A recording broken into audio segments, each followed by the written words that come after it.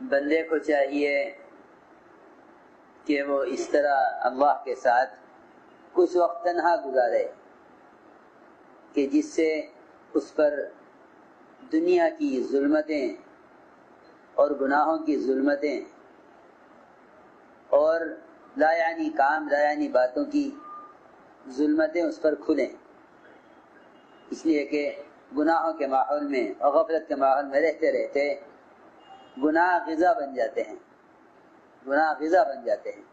لوگ اس طرح گناہ کی طرف جاتے ہیں جس طرح بھوک آدمی کو غذا کی طرف لے جاتی ہے۔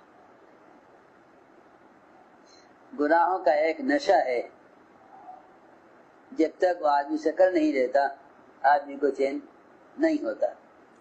گناہ کرتے کرتے کرتے کرتے آدمی اس درجے پر پہنچ جاتا ہے۔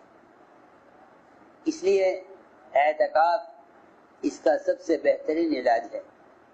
لوگ سمجھتے ہیں کہ ایک نفلی عمل ہے اور کوئی ضروری نہیں ہے، اور بوڑھے بیکار ایسے لوگ جنہیں کوئی کام نہ ہو وہ اعتکاف کر لیں، حالانکہ اعتکاف تو ہر شخص کی ایسی بنیادی ضرورت ہے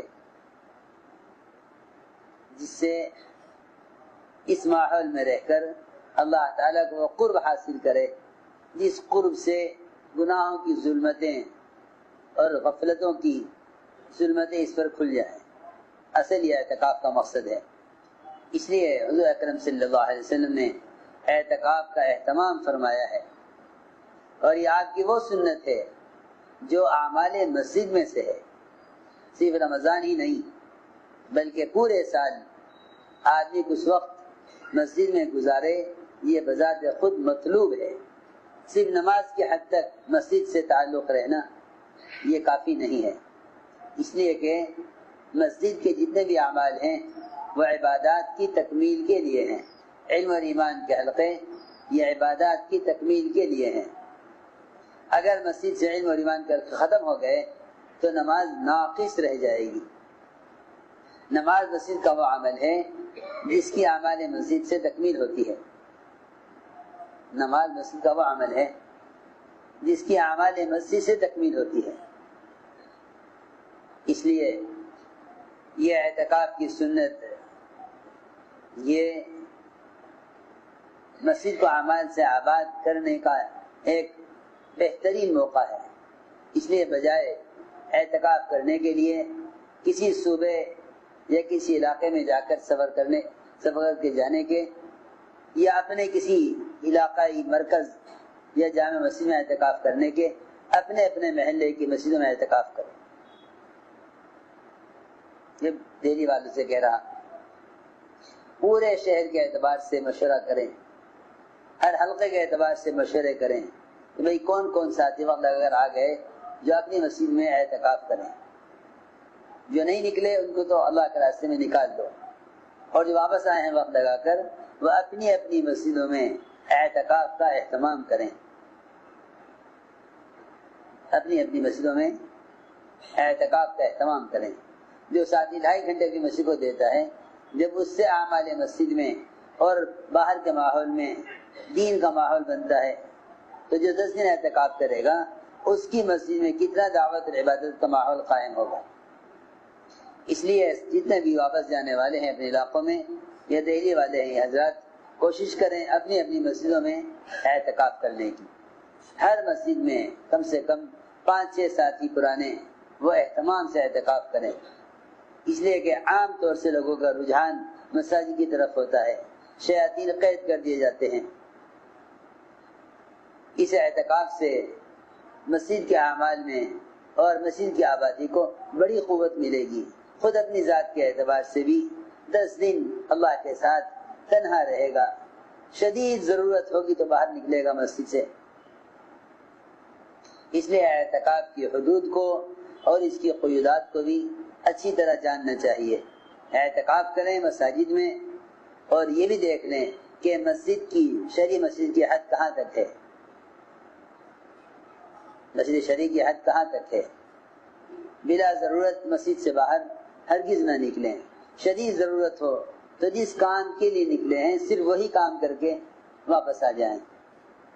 ایک منٹ کیا 1 منٹ کا کچھ حصہ بھی مسجد سے باہر نہ گزرے اعتکاف کرنے والوں کا۔ اعمال مسجد میں اپنے آپ کو مشغول رکھیں، یا آنے والوں کو دعوت دینے میں، یا آنے والوں سے مشورہ کرنے میں، یا آنے والوں کو اللہ کے راستے میں نکلنے کے لیے ترغیب دے کر تیار کرنے میں، اور آنے والوں کے درمیان فضائل سنا کر ان اعمال پر عمل ادا کرنے میں، یا اور اس کے علاوہ جو اوقات ہیں ان میں اپنے آپ کو انفرادی دعوت میں، انفرادی دعاؤں میں اور عبادات میں مشغول رکھیں۔ سارے اعمال کریں اعتکاف کرنے والے مسجد کے، صرف گشت نہیں کریں گے، باقی مسجد کے سارے اعمال کریں گے، مسجد کے سارے اعمال کے، آنے والوں کو دعوت بھی دیں، مشورہ بھی کریں، تعلیم بھی کرائیں، عبادت بھی کریں۔ اس طرح اگر انشاءاللہ اعتکاف کے ذریعے سے مسجد آباد کی گئی تو حضرت فرماتے تھے جس عمل کو رمضان کے مہینے میں تمام سے کرو گے وہ عمل، اس عمل میں پورے سال کے اعتبار سے برکت ہوگی۔ اس لیے اعتکاف، کل سے اعتکاف شروع ہو جائے گا، اپنی اپنی مسجدوں میں اعتکاف کا اہتمام کریں۔ البتہ جو لوگ اللہ کے راستے میں نکلے ہوئے ہیں، جماعتیں نکل کر آئی ہیں، ان کا تو اللہ کے راستے میں نکلنا ہی مقدم ہے، ان کا اللہ کے راستے میں نکلنا ہی مقدم ہے۔ اور جو بندہ اگر واپس آ گئے ہیں وہ اپنے علاقوں میں جا کر اعتکاف کریں، اور جتنے شہر والے ہیں یہ بجائے کہیں جانے یا یہاں آنے کے اعتکاف کے لیے اپنی محلے کی مسجد میں اعتکاف کریں۔ فرماتے ہیں علی بن حسین روایت کرتے ہیں اپنے والد سے، نے فرمایا حضور اکرم صلی اللہ علیہ وسلم نے کہ جس شخص نے 10 دن کا اعتکاف کیا رمضان میں کہ اس کے لیے 2 حج اور 2 عمرے کے برابر ثواب ہے۔ فرماتے ابن عباس رضی اللہ تعالی عنہما کہ وہ اعتکاف کیے ہوئے تھے حضور اکرم صلی اللہ علیہ وسلم کی مسجد میں، ایک آدمی ان کے پاس آیا، آ کر سلام کیا اور بیٹھ گیا۔ ابن عباس نے فرمایا اے فلانے، میں دیکھ رہا ہوں کہ تم بڑے پریشان غمگین نظر آ رہے ہو۔ اس نے کہا ہاں بات یہی ہے اے رسول اللہ صلی اللہ علیہ وسلم کے چچا کے بیٹے، بات یہی ہے، فلاں کا مجھ پر ایک حق ہے اور میں اس حق کے ادا کرنے سے عاجز ہوں، اور اس قبر والے کی عزت کی قسم، یعنی آپ صلی اللہ علیہ وسلم کی قبر کی اشارہ کر کے کہا کہ میں اس کے حق کے ادا کرنے پر قادر نہیں ہوں۔ ابن عباس نے فرمایا کہ کیا میں نہ جا کر بات کروں اس سے تمہارے بارے میں سفارش نہ کروں اس سے؟ اس نے کہا کہ ہاں اگر آپ ایسا کر لیں۔ چنانچہ ابن عباس جوتے پہنے اور نکلے مسجد سے۔ ایک آدمی نے کہا آپ بھول گئے، آپ اعتکاف میں تھے؟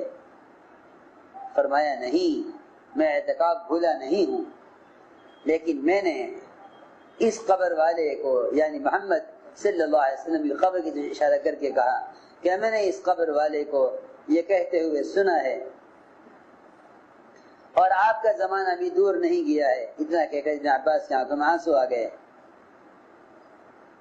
اور یہ فرمایا کہ جو شخص اپنے بھائی کی کسی حاجت کے لیے، اور وہ بھی کوئی دنیاوی حاجت ہو، اپنے کسی بھائی کی دنیاوی حاجت کے لیے چل کر جائے اور اس کی حاجت کو پورا کر دے، اس کے لیے 10 سال کے اعتکاف سے زیادہ بہتر ہے۔